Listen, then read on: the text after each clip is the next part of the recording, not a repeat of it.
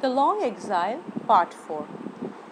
Now, there came fresh group of convicts or criminals, a gang of criminals in the Siberian prison, and the old ones gathered around them to ask them where they are from and what crime they committed and get some news from the outside world. Aksionov also sat near the newcomers, but he was very sad and he listened to their stories. One of them, who was 60 years old, he had a very freshly cut beard and closely cut beard, and he was also arrested. So he was telling the others that I had borrowed a horse and a sledge from a friend, and but the police arrested me, and they could not tell me, they could not find out how I stole it or from where I stole this thing. But he said, I have done some mistake very long ago, a very wrong thing. So that's why they have caught me, and that's because I'm here. But I won't be here inside. So one of them asked, where are you from? He said, I'm Makar Semyonich from Vladimir. And Aksionov heard the name of Vladimir. He was surprised, and he got interest in him. He said, do you know the merchants of Aksionov who live in Vladimir? He says, of course I know. They are very rich people, but their father was a criminal, a sinner like ourselves, and he is also in Siberian jail. Aksionov did not say that I am the one, I am the father, I am the same Aksionov. So he asked, why are you here, granddad? He says, I have done some wrong, I have done some sins, that's why I am punished. Aksionov asked, Makar Semyonich asked, what sins have you done? He says, I don't want to tell that. But the companions told him that Aksionov was blamed for killing a merchant, and they found a knife. The police found a knife in his things, and he was poorly, unfairly given the punishment. Now when Makar Semyonich heard this, he said, oh my God, you have grown so old, granddad.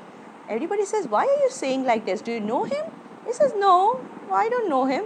It's wonderful that we meet here, boys. Then Aksionov is wondering whether this man knows who killed that merchant.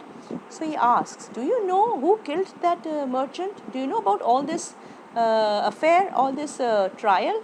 He says, of course, how can I don't know? How could I don't know? Their world is full of rumors, so I've heard it from someone, and I've forgotten it. So Aksionov again asked, perhaps do you know who killed that merchant on that day? Makar Semyonich laughs. He says, no, I don't know who killed that. And I don't know, it's so foolish that somebody puts the knife in your bag, which is under your head, and you can't get up. I think you are the one who did it.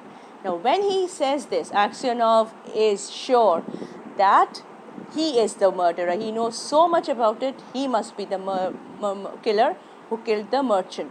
And he lies up all night awake, and he remembers all his past life, his wife, his children, how he was happy together with them, and how he was beaten by the police officers and given this punishment, and how 26 good years of his life were wasted in the prison, and he became so old so quickly, prematurely, and he was so sad, so depressed that he wanted to kill himself. Then his mind says that Aksionov, that is the villain's doing.